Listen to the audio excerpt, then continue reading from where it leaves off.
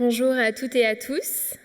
Je suis Louise Wetterwald, interne en 3e semestre à Grenoble et chargée de mission lutte contre les discriminations pour l'ISNAR-IMG. J'ai pour lien d'intérêt avec cet atelier mon engagement syndical et le fait que je suis une femme. Je suis très heureuse d'être avec vous aujourd'hui pour aborder un sujet important et qui peut être sensible. Nous allons parler, comme le titre de l'atelier l'indique, de violences sexistes et sexuelles. Si vous en ressentez le besoin, vous pouvez donc sortir à tout moment et vous avez aussi la possibilité de contacter les personnes de confiance du Congrès. Les violences sexistes et sexuelles sont un phénomène sociétal, du fait du système de domination qu'est le patriarcat. Et dans notre milieu médical, elles sont exacerbées. En octobre 2020, la double thèse d'Amélie Jouot et de Sarah Edeline révèle que sur 2000 internes de médecine générale répondants, près de la moitié déclarent avoir été victimes de violences sexuelles au cours de leur cursus. En mars 2021, l'ANEMF publie son enquête sur les violences sexistes et sexuelles au cours du premier et du deuxième cycle des études médicales, révélant que la moitié des étudiantes ont déjà subi des remarques sexistes en stage. Nous avons donc probablement tous et toutes déjà été témoins ou victimes au moins une fois d'un acte de sexisme, que ce soit dans le milieu hospitalier ou étudiant. Et aujourd'hui, on va s'intéresser aux éléments de notre milieu qui créent un climat favorable à ces violences sexistes et sexuelles et à d'autres violences discriminatoires. Les luttes contre les discriminations, et en l'occurrence contre les violences sexistes et sexuelles, sont un sujet particulièrement important pour notre syndicat, l'ISNAR-IMG, qui travaille sur ces thématiques depuis plusieurs années. Et nos positions sur ces questions sont regroupées dans une contribution qui est sur le site de l'ISNAR-IMG, et vous avez aussi un flashcode à notre stand qui permet d'y accéder. Je vais maintenant laisser les intervenants de cet atelier se présenter.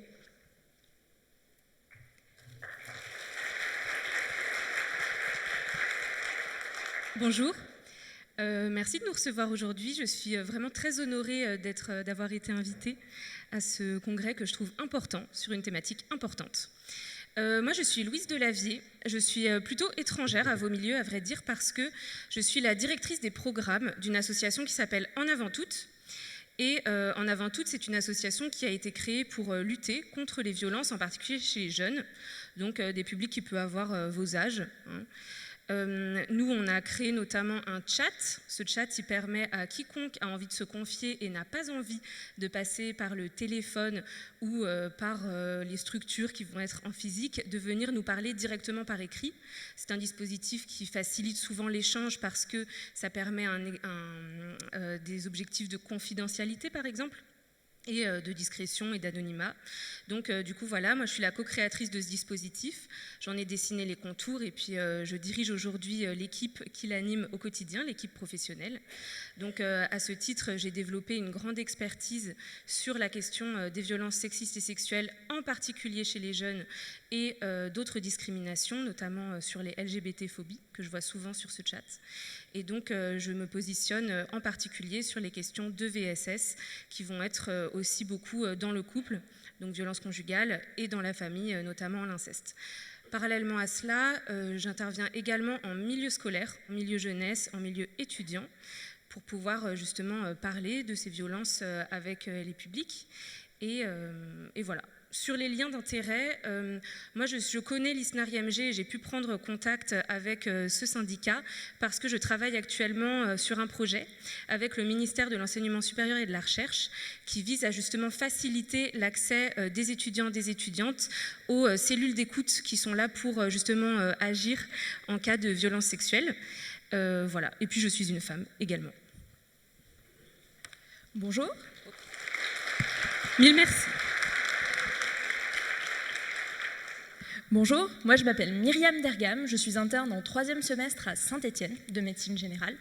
Lors de mon externat, j'ai fait un master 2 de sciences politiques où j'ai notamment travaillé sur l'esprit carabin et les violences sexistes et sexuelles chez les étudiants en médecine et globalement les risques psychosociaux des étudiants en médecine. Maintenant, je poursuis ça en thèse de sociologie des discriminations en santé.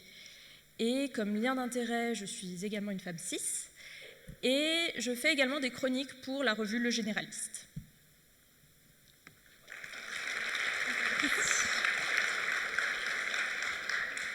Alors, tout d'abord, est-ce que vous pouvez nous expliquer ce qu'est une discrimination et un privilège ?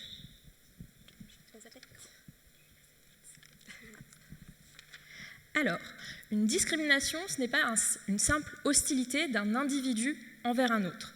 C'est un rapport social, une hiérarchie. Pour être qualifié de discrimination, il faut qu'il y ait un impact politique, économique et social. La loi en définit 25. Ces discriminations sont dites systémiques, et pas systématiques. Systémiques parce qu'elles viennent d'un système. Et ça ne veut pas dire systématique, ça ne veut pas dire que parce qu'on est une femme, on est toujours discriminé. En revanche, ça se traduit de plusieurs façons, les discriminations à l'embauche, au logement, en santé. Comme synonyme de systémique, on a aussi structurel, institutionnel. Elles peuvent être directes ou indirectes. Par exemple, lors de la vaccination Covid, les rendez-vous se prenaient sur Doctolib et pour les personnes âgées, l'outil informatique était compliqué. Donc c'est une discrimination indirecte. Ce n'est pas volontaire, on ne pensait pas à mal, mais la traduction de ce fait est une discrimination. Alors pour rendre ça un peu plus vivant, je vous propose de tous vous mettre debout. Et on va faire un truc qui s'appelle « Check tes privilèges ». Donc avec Louise, on va lever, baisser la main. Alors, quand vous avez le privilège, vous restez debout. Vous n'êtes pas obligé de dire la vérité, mais l'idée, c'est de regarder autour de vous. Et si vous n'avez pas le privilège, vous vous asseyez. Donc, restez debout si vous n'avez jamais été en HLM ou en école dite ZEP ou REP, Région d'éducation prioritaire.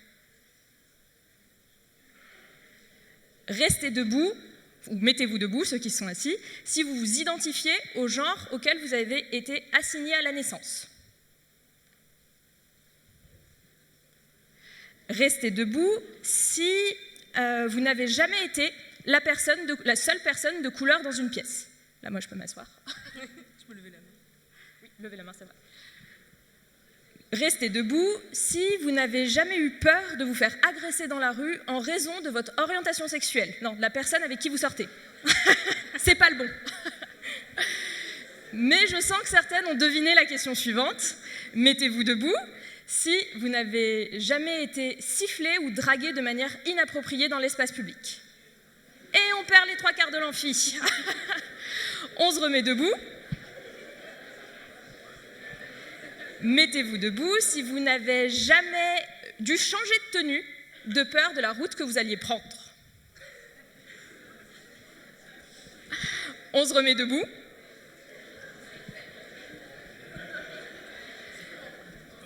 Enfin, restez debout si vous n'avez jamais eu peur d'être agressé sexuellement ou violé quand vous allez à un endroit en particulier ou en soirée. Alors déjà, on voit que dans la salle, c'est un sujet qui est quand même un peu connu. Merci d'avoir participé, vous pouvez vous rasseoir.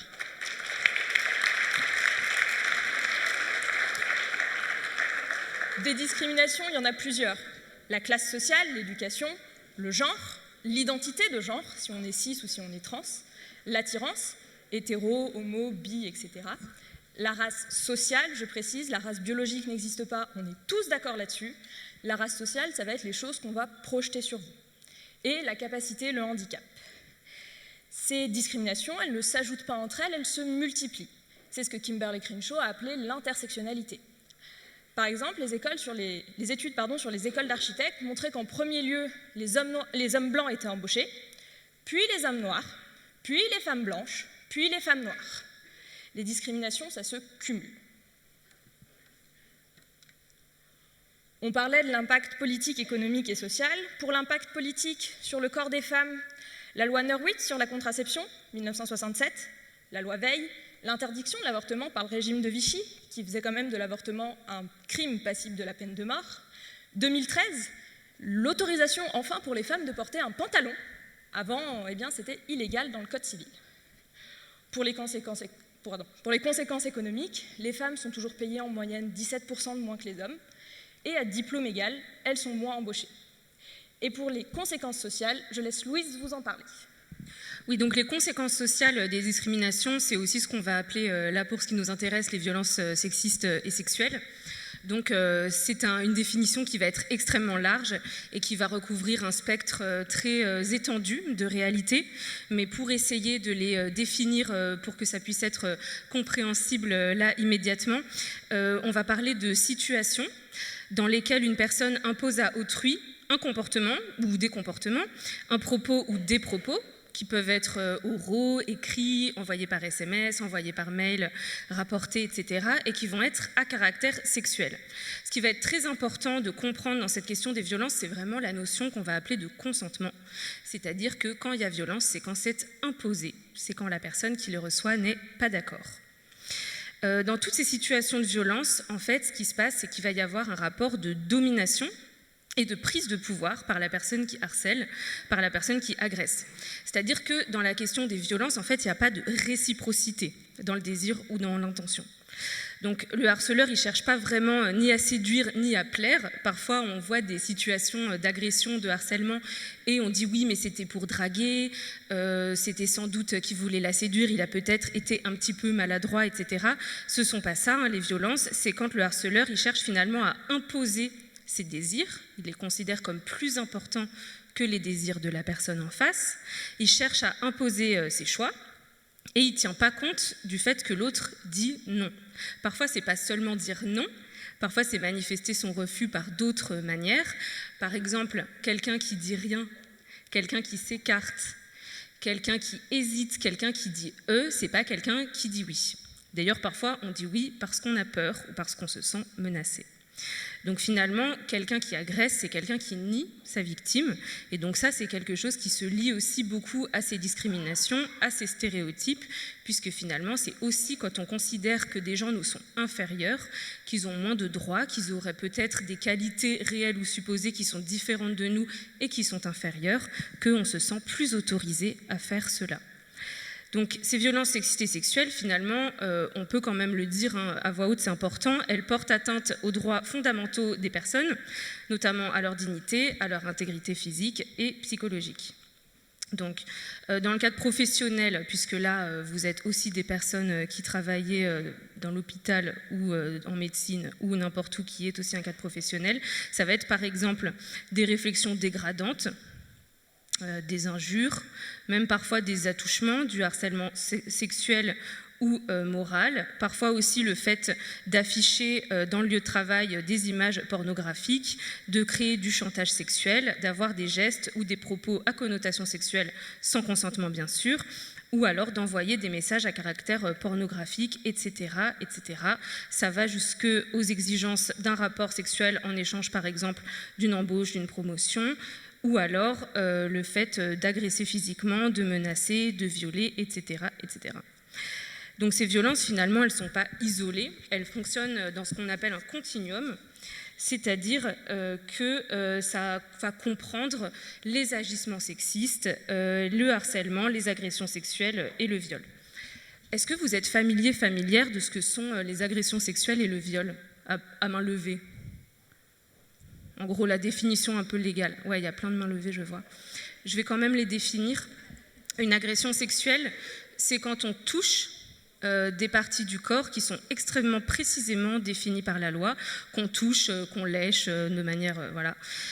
Par exemple, la bouche, c'est la poitrine, c'est mon moment hôtesse de l'air, l'intérieur des cuisses, le sexe et les fesses. Ça, ce sont les parties qui sont définies comme étant interdites à toucher sans le consentement de l'autre. Donc ça, c'est la définition de l'agression sexuelle. C'est un délit dans la loi. Et donc, c'est passible potentiellement d'une peine de prison et d'une forte amende. Le viol, c'est quand il y a une pénétration de nature sexuelle qui va être soit au niveau donc de nature sexuelle, ça peut concerner la bouche, ça peut concerner le sexe et ça peut concerner l'anus. Ça dépend aussi, on peut l'avoir dans toutes les configurations. Par exemple, si on force un homme qui va avoir un pénis à subir une fellation, c'est aussi, on peut considérer bien sûr que l'homme est violé. Et donc ça se fait en l'absence de consentement. Ce consentement qui est défini aussi très précisément par la loi comme étant libre et éclairé et qui doit s'exercer sans contrainte, violence, menace ou surprise. Contrainte, Ça va être par exemple « je t'empêche de sortir de la pièce si tu ne fais pas ce que j'ai dit ». Ça peut être des contraintes aussi morales. Voilà, ça peut être plein de choses comme ça. La menace, si tu le fais pas, je vais dire à toute la promo que t'es une grosse pute, je vais dire à ton père ce que t'as fait, etc., etc. J'en ai des exemples innombrables sur le chat qu'on anime au quotidien. Violence, évidemment, si on frappe, si on dégrade, si on crache, si on insulte, c'est de la violence. Et surprise, c'est souvent le critère qui est peut-être le moins connu, mais la surprise, c'est par exemple quand on dort. Si jamais on a un rapport sexuel quand le partenaire est endormi, en fait, la personne qui est endormie n'a pas les moyens de consentir librement, de manière éclairée à ce rapport sexuel, et donc ça peut être considéré aussi comme un viol. Voilà. Dans la question des violences conjugales, finalement, c'est un phénomène qui est super répandu, et notamment chez les jeunes. Peut-être que vous connaissez ce chiffre, une femme sur 10 en France est victime de violences conjugales. Chez les plus jeunes, chez les moins de 25 ans, c'est un chiffre qui s'estime à une jeune femme sur 7, sachant que la plupart de ces jeunes sont considérés aujourd'hui comme hors radar. C'est-à-dire qu'en fait, pour la plupart, elles n'en parlent pas forcément. Enfin, il faut aussi savoir comment c'est fait les chiffres. Les chiffres, c'est soit ce qui est rapporté à la police, à la justice, au ministère de l'Intérieur, etc., à travers les plaintes. Mais ça peut être aussi comment c'est compté par les associations. Mais pour qu'on ait ces chiffres-là, il faut que les personnes se signalent. Et nous, ce qu'on a constaté dans Avant Toutes, c'est qu'il y a plein de jeunes qui vivent en fait des choses qui sont des violences conjugales, mais qui ne se définissent pas du tout comme telles, et qui du coup ne vont pas du tout rentrer dans cette comptabilisation de chiffres. Nous, sur notre chat, on l'a justement pensé de manière à ce que les gens qui se posent, entre guillemets, juste des questions puissent venir nous voir. Et donc, on a plein de personnes qui viennent nous voir, en particulier des femmes, mais pas seulement, et qui viennent nous dire, voilà, il m'est arrivé ça, comment ça s'appelle ? Et en fait, dans 99% des cas, ce qui nous est décrit, ce sont des violences conjugales. Et ce sont des personnes qui ne sont pas comptabilisées ailleurs. Donc, on peut estimer ces chiffres-là quand même à une réalité largement sous-estimée. Et si je fais l'effort de suivre un petit peu le PowerPoint qui a été, merci, très gentiment fait, il y a aussi évidemment, bien sûr, cette question des féminicides qui, fort heureusement, est de plus en plus visibilisée dans la société, mais qui pendant longtemps ne l'a pas été. Et ça montre bien que ce continuum qu'on a commencé à décrire, il commence parfois dans le privé, il commence parfois dans le public, et il va avoir des conséquences, des répercussions sociales dans toutes les sphères de la vie des personnes qui vont le vivre, que ça soit à la maison, que ça soit à l'école, que ça soit au travail, et même à la fin, potentiellement, jusqu'à ce que ça puisse provoquer le meurtre et donc la mort. Et dans notre environnement spécifique d'internes en médecine, ces violences sexistes et sexuelles, elles sont très fréquentes. Et une des raisons, une des causes qu'on a trouvées à ça, c'est quand même la culture carabine. Alors, est-ce que vous pouvez nous expliquer de quoi on parle quand on parle de culture carabine, d'humour carabin, et en quoi ils sont problématiques, en quoi ils vont modifier nos comportements entre soignants et soignantes, et aussi avec nos patients et patientes ? Alors, l'esprit carabin, c'est défini par ce qu'on appelle un esprit de corps. Ça n'existe pas qu'en médecine, même si, carabin, c'est pour les étudiants en médecine, mais cet esprit de corps est aussi présent dans les filières qu'on dit d'élite, les écoles d'ingénieurs, les écoles d'avocats, la police, etc. Il y a d'ailleurs un film qui va sortir il n'y a pas longtemps sur le meurtre qu'il y a eu lors du bizutage à Saint-Cyr. Donc ça, c'est un esprit de corps. L'esprit de corps, ça peut être positif, ça peut être la solidarité, comme quand vous ne retrouvez personne pour reprendre votre garde parce que vous avez la gastro, mais que voilà, vous ne sentez pas d'aller aux urgences, donc quelqu'un va venir en solidarité. L'esprit de corps, ça peut aussi, ce collègue qui est douteux avec pas mal de monde, et on dit « Oh, mais c'est un pote, il est bon au baby-foot quand même ». Bon, il a deux côtés. Et puis surtout, ce qu'on va dire, c'est que c'est un humour assez tranchant et extrêmement toléré, notamment vis-à-vis du corps humain. Moi, ce qu'on me dit souvent, c'est que c'est que de l'humour. D'accord, pourquoi pas ?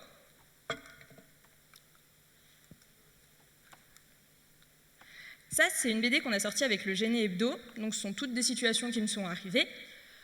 Le coup de quand on a des jambes, on est sexy, quand on les monte pas, on les passait. Mais il y a aussi tout ce sexisme insidieux, quand on est appelé ma chérie, ma cocotte, quand on ne nous pense pas non plus complètement compétente. Le classique, être prise pour l'infirmière, mais ça, on le changera, il y a peu de chance. Et puis, comme je vous parlais d'intersectionnalité, pour la BD, on a mis un patient, mais en vrai, c'était mon chef qui m'a sorti ça. Est-ce que tu sais que beurette, c'est le mot le plus recherché sur YouPorn ? Bon, eh ben, je le savais pas, mais il paraît que c'est vrai. Mais plus que ça, en fait, cet humour, on revient sur la question du consentement. Flébite, est-ce que t'aimes les bites? Pourquoi pas? Mon pote beauf, je pourrais répondre, je pourrais dire, ben non, je préfère les tailler. Ok. En revanche, à mon chef aux urgences à 3h du matin, qui a passé toute la nuit à m'expliquer que les femmes sont hystériques, ben non. Et c'est là qu'en fait, tous ces arguments, on ne peut plus rien dire, tout ça, ben en fait, Desproges, quand il disait à Jean-Marie Le Pen, on ne peut pas rire de tout avec n'importe qui, ça voulait dire on ne peut pas rire des nazis avec le Front National, parce que clairement, ils ne rigolent pas pour la même chose. Et ça, c'est vraiment étudié en sociaux. Donc il y a les travaux de Ford de 2004 en psychologie sociale qui expliquent que quand on n'a pas d'attitude discriminatoire, être exposé à cet humour entre amis, pourquoi pas. En revanche, quand il y a un fond de pensée, eh ben, ça permet d'avoir cet espace libre et de se dire, bon bah ok, il y a d'autres gens qui le pensent, je vais le dire. Et ça, c'est ce qu'on appelle la fenêtre d'Overton, la limite entre le disciple et le non-disciple. Par exemple, vous avez en prime time des politiciens qui disent que tous les migrants sont des violeurs. Bah, il peut le dire, il ne se passe rien. Et progressivement, il y a quelques années, c'était impensable qu'on laisse quelque chose d'aussi gros passer. Mais maintenant, ça commence à s'acclimater, à être une norme. Vous avez quelque chose à rajouter? Oui, effectivement, éventuellement. Moi, je vois cet effet-là sur les victimes. C'est-à-dire qu'en fait, au bout d'un moment, quand la violence, quand l'idée, elle est répétée, au bout d'un moment, il arrive qu'il y ait des personnes qui ne sachent plus si ce qu'elles sont en train de vivre, alors même qu'elles le vivent comme une immense violence et le fait que ça puisse rompre et abîmer énormément leur intégrité physique et psychologique, elles finissent parfois par ne plus forcément comprendre que ça, c'est une violence. Et donc, c'est des personnes qui ne vont pas forcément demander à l'aide, c'est des personnes qui vont avoir des stratégies pour survivre, qui vont être parfois de soit reproduire cette violence. Donc, je prends un exemple très simple, une femme qui va se mettre à faire des blagues sexistes, justement pour en fait, être aussi celle qui va pas être exclue du groupe. On le voit beaucoup, nous, à l'école. Moi, j'interviens avec des petits qui ont entre 8 et 15 ans. Et en fait, ils font aussi un petit peu ces mécanismes d'humour qui vont être l'humour qui va finalement exclure énormément, mais chacun va se conformer aux blagues, même si ça ne les fait pas du tout rire, pour pouvoir continuer d'être intégrés dans le groupe. Et puis, je le dis à l'école, mais en fait, on le voit dans nos cercles sociaux, on le voit partout. C'est quelque chose qui est tout à fait courant, mais qui a un effet extrêmement concret sur les victimes, qui va être que, voilà, elles ne vont pas forcément chercher à l'aide, ou alors elles vont énormément culpabiliser. Et nous, on voit dans des situations qui vont être compliquées, comme les violences conjugales, par exemple, où il faut en moyenne 7 séparations avant de vraiment partir, on voit combien finalement ça affecte au fur et à mesure l'estime de soi et donc le départ du domicile, par exemple. Et puis la question, c'est aussi de qui on se moque. J'ai travaillé du coup avec Guillaume Meurice et Walidia là-dessus. Quand on se moque de personnes dont on se moque déjà tous les jours, en fait, ça n'a rien de subversif. Les blagues sur les Noirs, ça fait 150 ans. On peut avoir un meilleur humour si on est aussi intelligent que ça. Et puis c'est surtout que ça se répercute sur les patients. Ça se répercute, dans mon article, il y avait par exemple les patientes qu'on traitait de grosses vaches, donc un petit mix avec la grossophobie. Ces patientes où on se permet de juger leur corps. Mais également des patients. Le syndrome méditerranéen est un autre exemple. Donc cet humour, il y a un fond de vérité. Là par exemple, l'autre jour, je parlais avec un collègue qui est infirmier en pédopsie. Enfin, c'est mon collègue, je suis en stage en pédopsie en ce moment. Et une fois, il m'avait fait des blagues sur les crop tops. Oui, mais les filles, elles cherchent, haha, c'est de l'humour. Et là, on a une gamine qui vient de se faire hospitaliser. Et pareil, elle met un crop top. Et ouais, non, mais en même temps, elle s'est fait violer. Mais t'as vu, elle cherche. Alors en fait, c'est que c'était pas du tout un fond d'humour. C'est que c'est ce que tu penses réellement. Donc toute la question, c'est pourquoi on fait cet humour et pourquoi on en a besoin. L'esprit carabin, on dit souvent que c'est pour se décharger de la difficulté du monde médical. Si vous avez besoin de faire des blagues racistes pour ça, il faut se poser des questions. En quoi ça aide à nous décharger de la violence?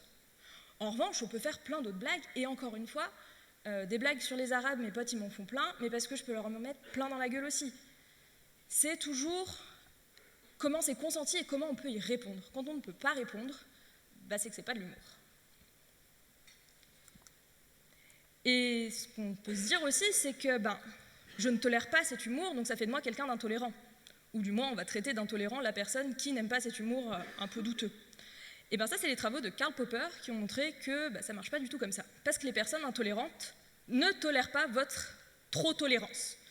On va dire que vous, quand vous dites cette blague, franchement, non, on va vous expliquer pourquoi, en fait, si cette blague, elle était drôle. Et ça peut être un bon truc quand on ne sait pas comment réagir. Le truc de faire la débile, je comprends pas. Vas-y, explique-moi. Flébite, bite, ouais. Vas-y, continue. En quoi c'est drôle? Ça peut marcher.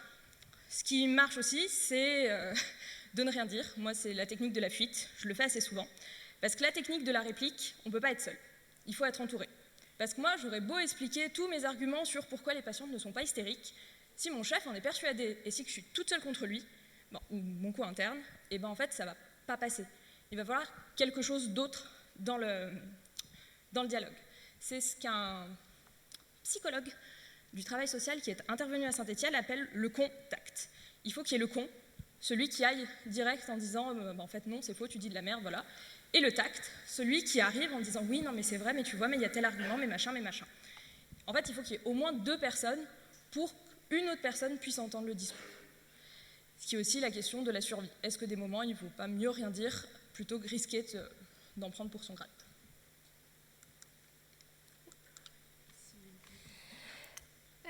Une fois qu'on a fait donc cet état des lieux et qu'on s'est interrogé sur les mécanismes des violences sexuelles dans notre milieu, donc tu as commencé à en parler, Myriam, mais du coup, quelles solutions est-ce qu'on peut proposer pour lutter contre ces discriminations, en fait, que ce soit à l'échelle individuelle, donc comme t'en parlais dans une discussion, ou même à l'échelle collective? Louise, est-ce que tu voulais en parler? Bien sûr. Je pense que la première des choses, c'est ce qu'on fait aujourd'hui, c'est-à-dire de remarquer. Parfois, on entend des choses, on n'a pas forcément envie de changer tout de suite. Peut-être qu'il y a des gens parmi vous qui se disent « moi, c'est quelque chose qui me fait du bien, l'humour carabin ». Peut-être qu'il y a des gens qui se disent ici « moi, ça me permet de faire corps. Moi, ça me permet de relâcher la pression quand j'ai 3 patients qui sont morts dans la journée ». Peut-être. Pourquoi pas? Moi, à vrai dire, j'ai absolument rien contre le fait qu'on ait envie de rester comme on est. Pour autant, la première des choses, c'est de remarquer, de dire « ah oui, peut-être que quelqu'un, là, a une réalité différente. Peut-être que là, il y a un chiffre que je n'avais pas perçu. Peut-être qu'en fait, il y a autre chose. » Donc, accepter l'altérité, accepter le discours différent, moi, je trouve que c'est un facteur de changement qui est déjà extrêmement fort, extrêmement important, même si on n'est pas encore prêt ou même si on n'a pas encore envie de changer soi-même. Je te coupe 30 secondes, ça revient à ce qu'on disait sur les privilèges. Si on a fait ce check sur les privilèges, c'est justement parce qu'en médecine, on est majoritairement privilégié. Et les privilèges, c'est quelque chose de très insidieux parce qu'on est toujours né avec, on ne le voit pas, on ne s'imagine même pas que quelqu'un ne puisse pas l'avoir. Donc, comme disait Louise, la première chose, c'est de se rendre compte. Donc ça, ces petits exercices, ça marche bien en amphi. Mais voilà, c'est aussi se poser la question des fois de se dire, mais est-ce que moi, je rigole de quelque chose que je subis ou est-ce que je rigole de quelque chose que je ne subis et que je ne connais pas? Tout à fait. Par ailleurs, c'est pas parce qu'on a un privilège qu'on est heureux tout le temps. Il y a plein de gens qui ne reconnaissent pas forcément qu'ils ou elles ont des privilèges parce que là aujourd'hui ils sont fatigués, parce qu'en fait ils en ont chié pendant les études, parce que ce matin le métro il était à la bourre, parce qu'en fait la vie c'est dur, parce qu'être médecin c'est dur. Et pour autant, comme l'a très bien expliqué Myriam tout à l'heure, un privilège c'est quelque chose qui est structurel, ça veut dire qu'on a des avantages que d'autres n'ont tout simplement pas. La deuxième chose qu'on peut faire, c'est prévenir les violences, c'est-à-dire s'interroger aussi collectivement parfois lors de séances qui vont être conduites. Nous, c'est ce qu'on mène en avant toutes. On prévient très tôt, puisque depuis cette année, on commence dès 8 ans à aller se questionner dans des ateliers sur tout simplement les stéréotypes sexistes. Donc là, ça ne va pas être le discours, bien sûr, sur les violences sexuelles, ça va être les jeux de filles, les jeux de garçons, qu'est-ce que ça fait de vivre ensemble, est-ce que ça peut changer, qu'est-ce qu'on observe dans la société. Ça, c'est une chose qui est extrêmement importante. Et puis ensuite, comprendre que rien n'est figé et que la société, en fait, c'est nous. La société, ça commence par nous. Donc, collectivement, on peut bouger, on peut trouver des solutions, on peut conseiller des choses à des gens. Nous, on a notre chat. Quand on a été victime de plein d'agissements, on peut y aller, on peut s'y rendre pour poser des questions, pour demander de l'aide. On peut aussi s'y rendre si on est témoin, on peut aussi s'y rendre si on pense avoir agressé. Nous, on a des gens qui viennent nous voir sur le chat, qui nous disent « Voilà, moi j'ai 17 ans, j'ai lu quelque part que c'était un peu contrôlant de regarder toutes les photos de ma meuf sur Snapchat et de la faire culpabiliser quand elle est trop bonne. Qu'est-ce que je fais de ça ?» Et ça, c'est une démarche qui est hyper belle, parce qu'effectivement, quand on s'est un petit peu rendu compte que parfois, oui, nous aussi, malgré toutes nos bonnes intentions, malgré notre vécu, on pouvait faire partie du problème, aller chercher de l'aide pour justement se questionner, avoir quelqu'un qui vient nous écouter et nous répondre, c'est aussi quelque chose qui est extrêmement précieux. Voilà. Et moi, je crois beaucoup en la formation. Nous, par exemple, à Saint-Étienne, on a mis en cours des cours pour les PASS LAS sur le sexisme et sur le racisme. On a aussi un DU, accès aux soins et lutte contre les discriminations en santé. On a aussi quelques formations pour les internes via le département de médecine générale. Tout ça, en fait, les choses, elles avancent et il faut s'y impliquer. Malheureusement, on n'est pas si nombreux en médecine à être formés aux sciences sociales, en tant que médecins qui peuvent enseigner les sciences sociales. Mais voilà, n'hésitez pas à faire appel dans vos facs à des sociologues, à des philosophes et à des associations, évidemment. Eh bien, merci à tous les deux pour ces réponses et ces ouvertures. Et on peut maintenant prendre un temps d'intervention ou de questions du public. Il y a des micros qui vont circuler dans la salle. Merci. Okay. Bonjour, je m'appelle Ronan, je suis en 3e semestre de médecine générale. C'est vrai que les violences sexistes et sexuelles, c'est encore hyper tabou aussi dans notre milieu. Et je me posais la question sur comment faire en consultation pour pouvoir dépister ces problématiques, sachant que on demande, s'ils fument, est-ce que c'est possible par exemple de l'inclure dans l'interrogatoire, mais comme c'est quelque chose de tabou. Tout à fait. Tout à fait, c'est une excellente question, merci beaucoup de l'avoir posée. Vous êtes peut-être familière de quelque chose qui s'appelle le questionnement systématique des violences. Si vous ne l'êtes pas, je vais vous dire ce que c'est. C'est effectivement à chaque consultation, entre est-ce que vous fumez et combien vous pesez, on peut demander aussi si vous avez vécu des violences. Alors, à titre personnel, je trouve que la question posée très directement comme ça, c'est un peu dur. Mais par contre, on peut demander comment ça va à la maison. Comment ça va à la maison? Ah, vous êtes un petit peu fatigué. Il faut savoir que les victimes, elles vont toujours minimiser au départ. La première violence révélée n'est par ailleurs jamais la première violence vécue. Donc, il faut y aller avec vraiment peut-être même le chiffre en tête de c'est une femme sur 10. Celles et ceux qui consultent, qui ont des gens qui voient tous les jours, imaginez, tous les jours vous avez au moins une personne, c'est sûr, qui a vécu des violences conjugales. C'est obligatoire, parce que c'est beaucoup trop répandu. Donc, ayez déjà ça en tête et essayez de demander. Aussi, vous pouvez peut-être regarder par rapport aux symptômes et demander un petit peu d'où ça vient.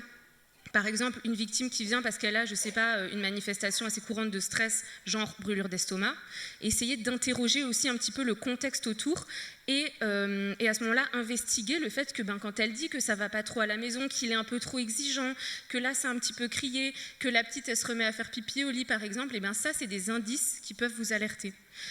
Si vous souhaitez une ressource, il y a la MIPROF, la mission interministérielle qui lutte contre les violences faites aux femmes, qui a fait justement un livret et un petit kit de formation sur cette question précise, qui est à destination des professionnels de santé. Donc la MIPROF, ils font tous leurs trucs avec des prénoms de femmes, parce que c'est les femmes les sujets des supports de formation. Et donc celui-là, il s'appelle Anna. Vous pouvez regarder Anna, c'est justement cette histoire de la consultation avec une femme qui vit des violences et comment le médecin s'y prend. Et c'est bien fichu parce qu'on voit au début qu'elle est là, elle minimise et puis il fait mine de ne pas y toucher, il y revient. Et en fait, à la fin, elle finit par lui dire qu'elle vit des violences. Et franchement, il ne fait rien de très sorcier. Donc c'est aussi quelque chose qui peut vous conforter dans votre pratique, à vous dire que vous êtes légitime et que vous pouvez tout à fait être ce relais qui est vraiment hyper important pour les victimes.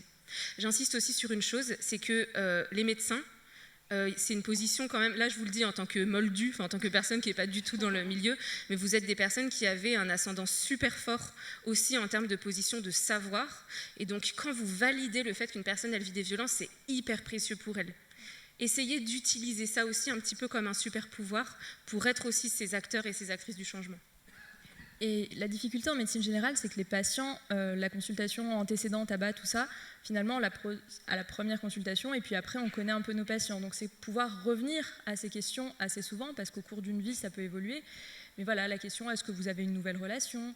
Moi, j'ai une amie qui est sage-femme, qui pose systématiquement la question des relations non consenties. Et qui ne dit pas le mot viol, parce qu'en fait, il y a plein de victimes qui n'ont pas conscientisé forcément que c'était un viol. Mais avez-vous subi des situations de violence dans votre vie ou votre enfance, ou des situations sexuelles, des rapports sexuels non consentis? Et c'est trouver des petits trucs, mais qui puisse nous mettre à l'aise aussi, parce que je comprends que c'est pas évident de dire à quelqu'un « au fait, tu as été violée ». Voilà, donc toute la formulation, il faut que ce soit quelque chose avec lequel on est à l'aise. Et puis petit conseil, contextualisez-le aussi. Parce que souvent les patients, quand on est dans une position d'être chez le généraliste, il y en a plein qui ont super peur. Et d'ailleurs cette peur, elle vient aussi de tout ce qu'on a décrit. Elle vient de ces discriminations, elle vient du fait qu'on leur a dit qu'elles étaient trop grosses, qu'elles exagéraient, que c'était des femmes, machin. Donc c'est important aussi de dire, je vous pose cette question parce que c'est important, parce que je peux vous aider si jamais vous me répondez oui. Et pas, c'est vrai que quand ça arrive dans la liste, bonjour, alors vous fumez, vous avez été victime de violence et avez-vous déjà enlevé vos amygdales? Bon, c'est pas forcément quelque chose qui peut être bien compris par les patients et les patientes. Par contre, si vous dites, voilà, moi je connais des structures, si ça vous est arrivé, ben, je peux vous proposer quelque chose. Merci. Et mettez de la doc dans les salles d'attente. Bonjour Vanessa, interne en médecine générale semestre 4. Je voulais savoir justement pour les patients qui se confient à nous et qui nous confirment qu'ils ont subi des violences, vers qui on les envoie, les structures dont vous parlez? Vous pouvez déjà, ça dépend un petit peu où vous exercez. Si jamais vous cherchez, donc je ne peux pas répondre de manière générale, même s'il y a des organismes généralistes qui réorientent sur toute la France. Par exemple, le chat, notre chat qui s'appelle commentsem.fr, c'est le cas. Si vous venez en nous disant je veux une structure, d'ailleurs vous pouvez l'utiliser vous-même, on vous redirigera vers ce qu'il faut. Pareil, le numéro national 3919 fait ça aussi. Ce que vous pouvez faire, c'est aller sur les sites gouvernementaux et regarder un peu dans votre région. Souvent, il y a des organismes du genre les CIDFF, oui. Centre d'information des droits des femmes et des familles. Le planning familial. Ça, c'est ces deux structures qui peuvent aussi déjà commencer à prendre en charge. Et ensuite, il y a toutes les associations du réseau qui s'appelle Fédération nationale Solidarité Femmes. En fait, c'est la fédération qui gère justement ce numéro, qui a créé et qui gère ce numéro 3919. En fait, elles ont des assos dans toute la France. Il y en a genre 78, donc vous pouvez regarder. S'il y en a une pas très loin de chez vous, c'est un accompagnement qui est vraiment bon. C'est des gens qui sont capables de mettre en sécurité, de faire du suivi psychologique, etc., etc. Et se renseigner aussi sur les dispositifs. Par exemple, parfois, le SAMU social dans certaines villes a des places réservées pour les femmes victimes de violences conjugales, avec le taxi qui vient les chercher et qui les emmène dans un hôtel non identifié et après vers un logement quand les démarches avancent. Donc voilà, pas hésiter à se renseigner. Et faites votre petit kit en début d'année. Comme ça, vous savez dès qu'on vous demande et vous pouvez l'enrichir. Et quand vous changez de stage, vous pouvez aller voir sur le site qui s'appelle Déclic Violence, probablement certains d'entre vous connaissent déjà. C'est un site sur lequel il y a une cartographie des dispositifs vers lesquels on peut renvoyer les personnes qui ont été victimes de violences sexuelles. Merci. Xenia, interne à Angers. Je voudrais revenir à une question d'actualité. Le gouvernement a décidé de demander l'effacement des fresques à caractère sexuel qu'il peut y avoir dans les salles de garde ou les internats des différents hôpitaux de France. Je m'adresse surtout à Myriam, qui est interne du Code de médecine générale. Comment vous accueillez cette décision? Et est-ce qu'au niveau des étudiants que vous avez suivis pendant vos études et votre recherche, est-ce qu'il y a un changement de mentalité face à cette décision de supprimer ces fresques? Alors, moi, je suis sociologue, j'ai fait une étude, mais dans mon étude, on ne parle absolument pas des fresques. Donc, je ne peux pas répondre à la question, d'autant plus qu'à Saint-Étienne, on a un dessin des Daft Punk, mais j'ai jamais vu de fresques pornographiques. Donc, j'ai plutôt laissé en avant tout en parler. Donc, Louise. Bon, la question des fresques, moi, c'est pas trop ma tasse de thé non plus, je connais pas trop. Par contre, il y a ce mécanisme qui peut être celui-ci, qui est un peu toujours le même quand on parle de nos sujets, qui est qu'est-ce que ça fait quand on efface? Qu'est-ce que ça veut dire, en fait? Et c'est vrai qu'il peut souvent y avoir ce mouvement où il y a quelque chose contre lequel la société se mobilise. En l'occurrence, là, ça peut être le sexisme qui peut arriver dans des milieux, notamment le milieu médical. Et ensuite, on décide d'enlever, d'interdire. Moi, je ne suis vraiment pas là pour juger ce que ça fait d'enlever ou d'interdire. Par contre, je pense que ce qu'on peut faire, c'est vraiment de se poser la question, qu'est-ce qui a motivé cette décision? Qu'est-ce que ça me fait à moi d'avoir cette fresque, de ne pas avoir cette fresque? Qu'est-ce que ça dit du groupe social auquel j'appartiens, de mes pratiques, etc., etc. Et donc, c'est aussi l'occasion, je trouve, de réfléchir un petit peu collectivement à qu'est-ce qu'on a envie de porter ensemble. Est-ce qu'on a envie de se réunir autour de ce type de pratiques qui peuvent être transgressives, etc. Moi, je ne juge pas. est-ce qu'on a envie de se réunir autrement, et donc qu'est-ce qu'on fait de tout ça, quoi. C'est vraiment une question qui reste ouverte. N'hésitez pas à en débattre d'ailleurs entre vous. Je pense que ça serait vraiment intéressant que vous puissiez échanger aussi vos avis là-dessus. Merci. Je suis Salomé, je suis interne en premier semestre de Médjé. Ça revient un petit peu sur la première question qui a été posée à propos d'aborder la question des violences, mais au niveau des enfants et des adolescents. Parce que ça m'est arrivé en consultation et en fait j'ai pas su aborder la question parce que je trouve que justement le contexte n'est pas forcément intrafamilial. Donc même de poser des questions, voire intrascolaires, donc de poser des questions ciblées comme ça, ça ne m'avait pas permis de le dépister à ce moment-là. Donc voilà, un peu avoir des clés, mais plus adaptées aux adolescents et même aux enfants. Alors, il y a de très bons livres qui existent pour déjà parler de corps et de sexualité avec les enfants. Il y a le guide de la foufoune sexuelle, niveau 1 et 2.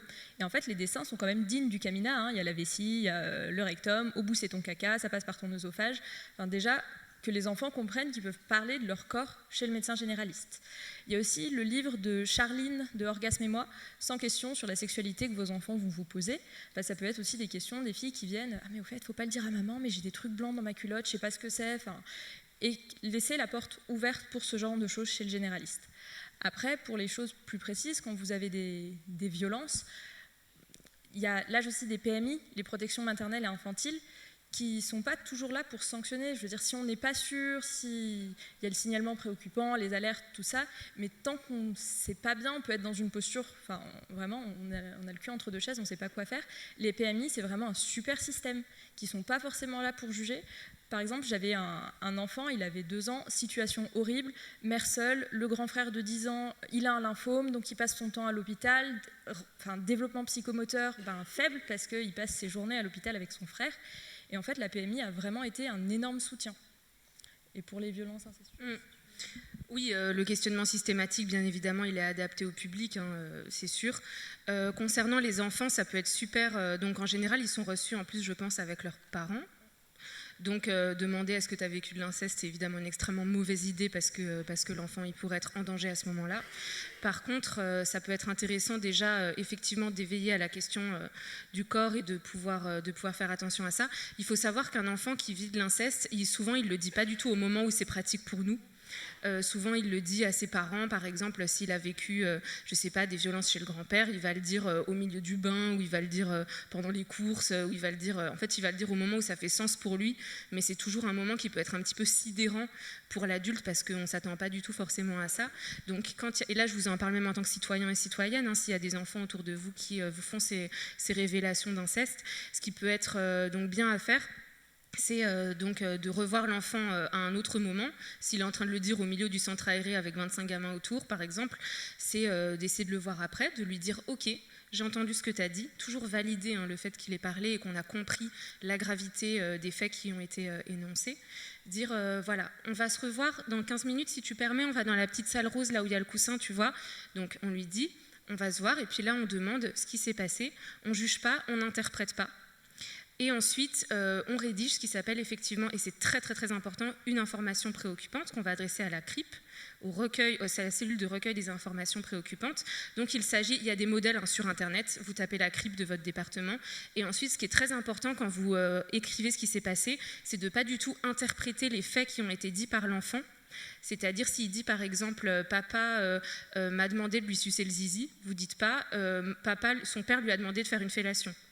Vous dites Thomas m'a dit, : ouvrez les guillemets, papa m'a demandé, voilà, vous faites vraiment, il faut vraiment rapporter sans juger et toujours en précisant les circonstances dans lesquelles vous avez reçu la parole. Ensuite, ce qui va se passer, c'est que la CRIP, elle va enquêter, elle va envoyer des personnes pour vérifier ce qui s'est passé. Encore une fois, ça ne veut pas du tout dire parce qu'il y a les faits qui ont été signalés que les personnes, elles vont directement par la case prison. Souvent, il y a des accompagnements qui sont faits, il y a des choses qui sont proposées, etc. C'est aussi important de pouvoir expliquer ça aux enfants parce qu'il y a un élément hyper important dans l'inceste qui est qu'ils ont peur que ça envoie papa en prison si on dit que ça détruise la famille. C'est aussi des choses que les familles, elles disent malheureusement. Donc voilà, c'est important de savoir que ces dispositifs, ils sont quand même bien fichus, qu'aujourd'hui, ce qui manque beaucoup, c'est justement le fait qu'on ne croit pas encore bien cette parole, qu'on ne sait pas bien l'écouter. Donc déjà, avec ce que je vous ai dit, ça devrait pouvoir commencer à vous aider peut-être à vous sentir un petit peu plus capable d'y faire attention. Et puis ensuite, il y a des formations aussi qui existent, si c'est quelque chose qui vous intéresse un petit peu plus. J'espère que ça a répondu à votre question. N'hésitez pas si vous souhaitez des éclaircissements ou des approfondissements. Et puis on pourra en reparler autour du café tout à l'heure, on ne mord pas. Bonjour, Philippine, interne en premier semestre à Angers. Du coup, la différence entre signalement et information préoccupante, parce que là, un viol d'un enfant, on ne serait pas amené à faire un signalement plutôt? Je sais pas. Il faut écrire à la CRIP en remplissant le document qui est le signalement effectivement d'information préoccupante. Et on appelle aussi tout de suite? Enfin, je sais pas trop comment ça se passe. On appelle qui? Je sais pas. Vous pouvez le faire, par écrit directement. Il y a des formulaires qui sont bien faits. J'avoue que c'est départementalisé, donc ça dépend vraiment des départements. Mais si vous tapez CRIP, Saône-et-Loire, par exemple, vous allez trouver. Vraiment, c'est bien précisé sur Internet. Bien sûr, vous pouvez aussi appeler la police, vous pouvez écrire au procureur de la République. Il y a aussi tous les systèmes comme ça qui sont possibles. Si vous estimez que l'enfant est en danger aussi immédiatement, il ne faut surtout pas hésiter à le faire. En fait, en cas de danger immédiat, c'est plutôt le signalement. Le signalement, il part directement au procureur de la République. Et si c'est plutôt une suspicion de négligence, si vous ne sentez pas un danger immédiat pour l'enfant ou pour la personne vulnérable, ce sera plutôt information préoccupante qui part vers les services sociaux et qui seront plutôt renvoyés vers les services sociaux. Après, si vous vous trompez entre les deux, de toute façon, ils correspondent entre eux. Il vaut mieux agir et se tromper de procédure parce que au final, ils vont juste s'envoyer le dossier. Ça va prendre un petit peu plus de temps que prévu, mais il faut mieux quand même le faire que ne rien faire. Ok, j'avais pas compris que c'était ça la question, merci Louise. Effectivement, quand vous écrivez au procureur de la République, en fait, le procureur, il lit bien votre lettre, plus elle est circonstanciée et plus c'est bien, et ensuite, ils décident eux-mêmes de déclencher l'enquête, donc ça peut être très pratique, c'est bien pour les enfants, mais c'est bien aussi pour toutes les personnes qui ont vécu des violences. Ce qui est très pratique, c'est que ça évite de passer tout de suite par la case plainte. Donc s'il y en a, par exemple, qui ont un petit peu peur d'aller à la police, de devoir raconter un petit peu en face à la police, vous pouvez aussi passer par ça. Et donc en fonction de la gravité des faits qui va être, s'il estime que c'est grave et qu'il faut agir, le procureur il va faire l'enquête tout de suite. Bonjour, merci d'ailleurs pour la présentation. Je me présente, je suis Laure Giquel, interne en 3e semestre à Lyon. Moi, on parlait de la sidération au niveau des patients, mais surtout du côté des professionnels de santé, où des fois on n'est pas prêt à recevoir ces informations, et où on peut être en phénomène de sidération aussi. Et du coup, quelles seraient les clés et comment réagir, et finalement, comment pousser la chose dans l'entretien finalement qui va être à mener. Voilà. Oui, les gens qui se confient, des fois, ils disent des bombes, et effectivement, quand on est à l'autre côté du bureau, ça peut être vraiment des moments c'est vraiment important de poser cette question parce que ça peut arriver. Moi, ce que je trouve important, c'est déjà d'avoir conscience de ses pouvoirs et de ses limites. Quand on vous confie des violences sexuelles, c'est pas vous qui allez sauver la personne. Il y a tout un champ en fait de professionnels qui est là pour écouter, qui est là pour aider, et vous n'êtes pas seul. D'ailleurs, rester seul, c'est grave, c'est une faute. Donc, il faut en référer à sa hiérarchie, il faut pouvoir, voilà. Donc, les limites, savoir ses limites, en fait, ça contient, et c'est quelque chose qui va être très important. Aussi, pouvoir expliquer vos limites au patient ou à la patiente, c'est quelque chose qui fait énormément de bien. Une personne qui a vécu des violences, c'est quelqu'un à qui on a enlevé toutes les limites. On lui a dit, t'as dit non, je m'en fous, et donc on lui a fait vivre des choses qui sont... donc pouvoir lui remettre du cadre, ça lui fait aussi beaucoup de bien. Dire, d'accord, vous m'avez confié ça, on va en discuter jusque pendant le reste de par exemple pendant le reste de la consultation, ça va durer 10 minutes, je vais pouvoir vous écouter en premier lieu, et puis peut-être vous rediriger, on se revoit dans 2 semaines, toujours être maître en fait du cadre qu'on a mis, c'est vraiment quelque chose qui est important. Et pour des petites astuces un peu plus physiques, j'en ai 2 à vous donner. Se réancrer un peu dans son corps, c'est important. Donc, pied par terre, et vous pouvez mettre... moi, j'aime bien quand je sens que ça commence à faire... Oh là, putain, à faire bouger un peu les pieds dans les chaussures, bien sentir les talons par terre, c'est aussi quelque chose qui réancre tout de suite dans son corps et qui permet de un peu sortir de la sidération. Ou alors, moi j'aime bien aussi appuyer mon dos au dossier. C'est quelque chose qui permet en fait nous-mêmes de se sentir un peu plus contenu et de sortir de cet état-là qui effectivement peut être très difficile psychologiquement quand on écoute un récit. Surtout qu'il va y avoir des victimes qui vont être par exemple très dissociées, qui vont avoir une parole qui va nous sembler parfois étrange. Soit elles vont parler sans s'arrêter, sans écouter les limites qu'on met, soit elles vont par exemple être très mutiques, ou alors il y en a qui vont chercher à sidérer aussi. Parfois elles cherchent cet effet miroir et elles vont chercher à sidérer le praticien en disant par exemple des choses de plus en plus horribles pour aussi voir cette sidération et ressentir un peu cet état dont elles sont dissociées. Donc voilà, moi les petits conseils, les petits pieds comme ça dans les chaussures et le dossier, c'est des choses qui sont toutes bêtes mais qui peuvent aider aussi à se remettre dans le coup quoi, pour réagir.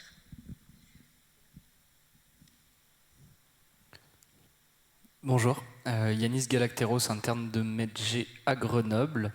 Merci mille fois pour votre intervention et surtout la pertinence de tous les éléments que vous évoquez. J'ai une question du coup à vous poser, savoir si vous avez des éléments de réponse. On sait aujourd'hui de manière statistique que le principal facteur de risque de morbimortalité vie entière chez les enfants, c'est la présence de violence, enfin l'existence de violence pendant l'enfance. C'est dur à dire, mais c'est la vérité. Est-ce que du coup vous avez en tête des éventuels changements concernant les condamnations finalement, parce que c'est un des arguments qui sont avancés aussi par les victimes, c'est que ouais ok on va peut-être s'occuper de moi, je vais peut-être être prise en charge, mais en attendant les condamnations pour l'auteur, même si c'est la reconnaissance qui est importante, on le sait aussi, les condamnations finalement elles n'empêchent pas forcément la récidive, elles ne permettent pas forcément la réparation. Est-ce qu'il y a des possibilités d'évolution qui se dessinent du côté juridique à votre connaissance ou pas du tout? Alors il y a eu la polémique entre guillemets il n'y a pas longtemps justement des juges des enfants qui disaient qu'ils n'étaient pas assez nombreux, qu'ils avaient besoin de plus de monde, plus de personnel. Mais je crois que ça a été comme quand on a dit qu'on avait besoin de plus de personnel en santé. Ça a été écouté à peu près de la même façon. Donc niveau perspective... Non, mais en vrai, c'est intéressant parce que merci beaucoup pour votre question qui effectivement soulève même beaucoup de questions philosophiques. Hein. J'ai envie de vous demander à quoi ça sert la prison, enfin bref, voilà tout ça. Mais effectivement, il y a là, ce que moi je vois en tout cas en tant que professionnel du secteur associatif, c'est que c'est des questions qui bougent beaucoup quand même. C'est des questions qui bougent beaucoup parce qu'il y a une grosse mobilisation de la société civile. Elle bouge beaucoup, ça veut dire qu'elle bouge dans les deux sens. Hein. Elle bouge dans le progrès, elle bouge aussi parfois dans un petit peu la réaction, le réactionnaire. Hein. Il y a un petit peu ces deux mouvements-là qui sont encore difficiles. Mais quand il y a tout ce mouvement, quand il y a des histoires comme par exemple l'affaire de Pontoise, quand il y a plein de choses comme ça qui se passent et qui sont visibilisées, c'est aussi l'occasion pour la société civile de se saisir de ces questions et donc d'aller vers le changement. Donc le changement, peut-être pas maintenant, peut-être qu'il y a encore beaucoup de progrès à faire, que ça soit au niveau de la justice, mais aussi de l'application des peines, mais aussi, et ça moi j'y crois beaucoup, de la prévention du fait que c'est bien gentil de mettre les gens en prison, mais qu'est-ce qu'on fait après des auteurs ? Enfin, c'est quand même des gens qui existent, c'est quand même des gens qui ont une vie, c'est quand même des gens dont il faut s'occuper, je trouve, c'est très important. Qu'est-ce qu'on fait collectivement et comment on fait que pour la génération de demain, les enfants, ils savent ce que c'est leur corps, comment ils savent comment réagir aux violences. Moi, je crois que c'est ça notre travail à nous, là, dans cette salle aujourd'hui. Peut-être que le système, ça semble hyper gros à changer. Je ne sais pas tout ce qu'on peut faire, mais peut-être nous, à notre échelle, qu'est-ce qu'on peut faire ? Les médecins, il y a tellement de choses que vous pouvez faire qui sont trop belles, d'écoute, de soins. Je sais qu'on ne vous en donne pas les moyens de manière suffisante et j'en suis tellement désolée, mais le fait de vous voir ici aujourd'hui, c'est déjà un si beau signe que vous avez envie que ça change. Les associations, elles sont là aussi, elles sont là pour proposer des nouveaux systèmes d'écoute comme le chat. Donc en fait, on a plein de manières, même à notre échelle individuelle, même juste écouter ta cousine, même juste pouvoir poster un truc sur Instagram qui fait changer les choses. Nous, on peut peut-être agir à ces petits niveaux-là, avec de la bienveillance, avec de la formation. Et je suis sûre qu'un jour, on va finir par y arriver.